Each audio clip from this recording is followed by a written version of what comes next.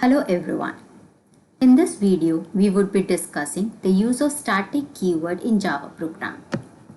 Generally, a member that is declared in the class can only be accessed through the object of that class.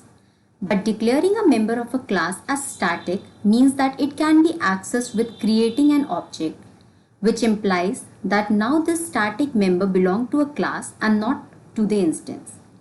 The static keyword can be applied to variables, methods, block, or to a nested class. So now let us first understand how static keyword can be applied to Java class variable.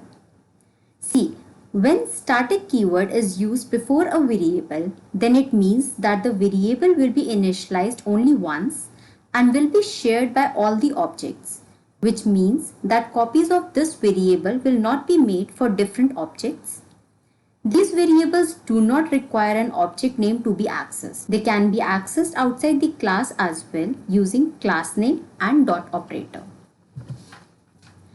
Next, we will be discussing how a method that has been made static will behave in a program.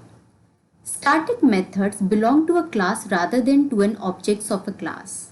They suffer from some of the restrictions like static methods can call other static methods only. Methods that are non-static cannot be accessed by these static methods. These methods can directly access only instance variables that are defined as static. Now, as this and super keyword are used to access a particular object, these keywords cannot be used for static content as static members are class specific and not object static. Also, static members can be invoked using class name and dot operator. So, static members can also be defined for Java block. Static blocks are executed when the class gets loaded before any other method in the class. Since static is the first block that gets executed when a class is loaded, all the initialization of variables and other startup procedures can be defined inside the static block as best practices. Now, I hope that you are able to relate to the use of static keyword in public static void main.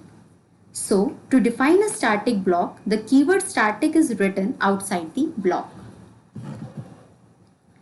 In this example, we can see that variables A and B are declared as static, which implies that only one copy of these variables will exist throughout the program. And all the changes made to A and B will be marked to this copy only. We can also see that display method is declared as static as is being invoked via class name in PVSM, that is public static void main. Similarly, a static block is defined consisting of variables A and B, which will be executed at first whenever the class will be loaded. Thank you.